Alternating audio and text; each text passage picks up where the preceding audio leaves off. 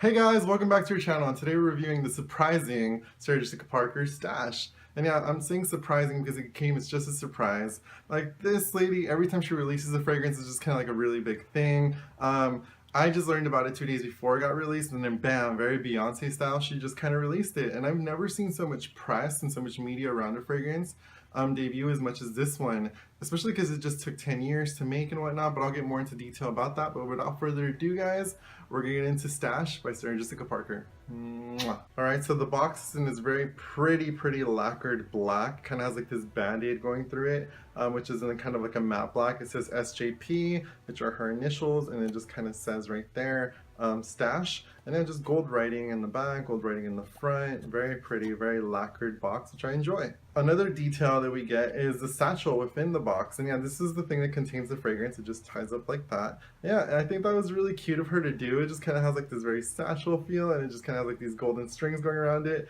Very big props to her on that.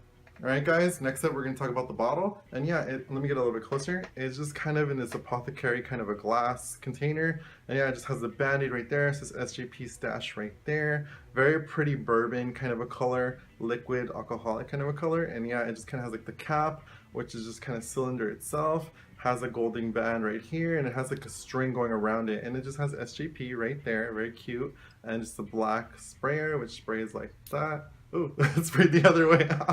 It sprays like that. And yeah, very cool bottle, very interesting. There's some on my fingers. And yeah, I like it. So the notes within this perfume are grapefruit, black pepper, sage, cedar, patchouli, ginger, lily, pistachio, olibanum, messiah, vetiver, and musk. Alright guys, and as usual I have 3 of the strongest notes within the perfume. I have the black pepper, the olibanum, and I have the woods. So we're getting into the weakest of the 3, okay? Alright guys, so to start off we have the black pepper, and what this gives it is a very spice market, very Middle Eastern kind of a feel. Slightly musky, and it's just like a very dark, peppery kind of smell. As soon as you shoot out this fragrance, you smell it initially with the other spices in there, with the sage, including that, and it just kind of gives it like a very like kick to the fragrance, and I enjoy that part a lot. Keep in mind this fragrance is very strong. It has somewhat of a Middle Eastern feel. It has somewhat of a niche feel to it, and if you guys know niche fragrances, and especially private blends such as Tom Ford's private blends, they kind of have like a very strong smell to them. And yeah, and this pepper is very dominant within the top notes. It just kind of just gives it, again, like, it's very Middle Eastern kind of a feel, and I really enjoy that. Alright guys, next up we have the woods, more specifically the Messiah wood. This comes from Papua, Indonesia, and yeah, it's one of those woods that get like kind of derived into a lot of things like such as syrups or cane sugar and whatnot. It's like a very deep kind of a woody smell, and this is really where the fragrance takes its masculinity from. It kind of has like that very manly, kind of rugged kind of a smell, and the woods just kind of, including with the cedar wood, kind of pushing it as more. It just gives it like a very masculine tone to the fragrance. And yeah, I've heard a lot of people speaking about this fragrance, how it's very masculine, and it is. It does have a very masculine tone to it, and it's kind of, thankfully, to the woods. And I don't really mind that. I feel like that's very different for a female fragrance to have more of a masculine edge, if not be more masculine and feminine within the branding of that bottle. But yeah, it's very much in there. It's very strong. It's very deep. It's very sensual. I really enjoy it. And it's very in your face. So if you guys aren't a fan of that, maybe not for you, but if you guys are, then you guys found gold. Alright guys, lastly we have olibanum, or in short, frankincense. And yeah, this, other than the spicy factor, the masculine factor, another factor that I've noticed people note about this, it smells a lot like church. And there's a reasoning for that. So the name of this within the Hebrew Bible in Exodus 3:34 is Levana, and Levana translates to white. It is also one of the gifts associated with myrrh, which is given to Jesus at his birth and whatnot. So as you can see, this has a lot of religious factors going around it. It gets used a lot within churches. It just kind of has a very churchy kind of a smell. It's a very spiritual smelling kind of a note, and I can see why she used that. It just kind of has like a very worldly smell, so I can see why people are describing it. It has like a very religious, very kind of, very church kind of a tone to it. Yeah, I can see that. It has a very deep, very sensual kind of a tone. It's kind of slightly sweet, slightly incense-y, very masculine again, but it just kind of has very relative closeness to amber, to myrrh, to very resins that they use in perfume most of the time. And yeah, it just kind of adds like this warmth, this very deep warmth into it, but it just kind of has like a really big peacefulness to it, only because if you're religious and you've been to church or whatnot, you kind of relate smells like that, and if you guys know fragrance, you connect a lot throughout the world with what you smell. But yeah, it just kind of has like a very deep, sensual, but somewhat spiritual kind of a note to it, and I like that. The concept and the creation of this goes really deep as well. It was first mentioned in Chandler Burr's book, The Perfect Scent. And yeah, as when they bring it up, it just kind of took her 10 years to make it. She just originally had this perfume that kind of smelled like body odor, but it just kind of had like a very big sensuality. She brought it up 10 years ago, and it took 10 years to actually create this. So I really like the concept of that, and just how like it's the counterpart to Lovely. And yeah, as you can see, Lovely's like this very pink, very poised, very girly. And she mentions it in an interview. Go on our website, you guys can see the whole interview. It's like a 14-minute long interview where like Lovely's supposed to be very poised, very like the pretty girl in the room, sits very quietly. It's very polite. Where this one is not polite at all. She's very like in your face, rugged, and it's just like very sensual, very sexy. And I can see this being the counterpart to Lovely, and I really enjoy that they're both there.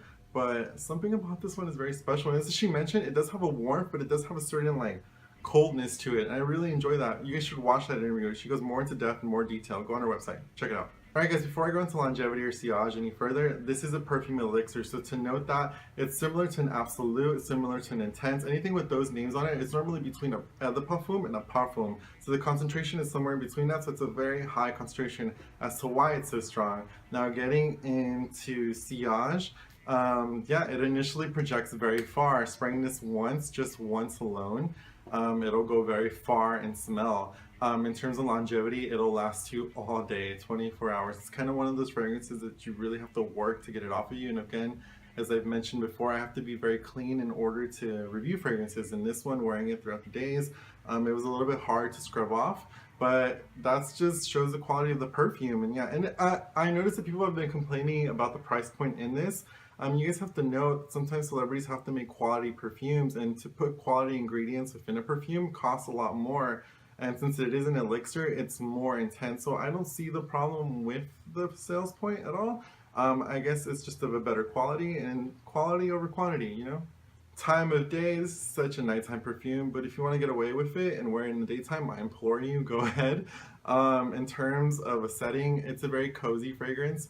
If you get what I mean, like deep sensual coziness, I would wear it something or when you're willing to seduce, wear this. In terms of whether it's more masculine or feminine, come on guys, it's extremely masculine. If anything, it's a very masculine cologne, perfume, the parfum elixir, whatever.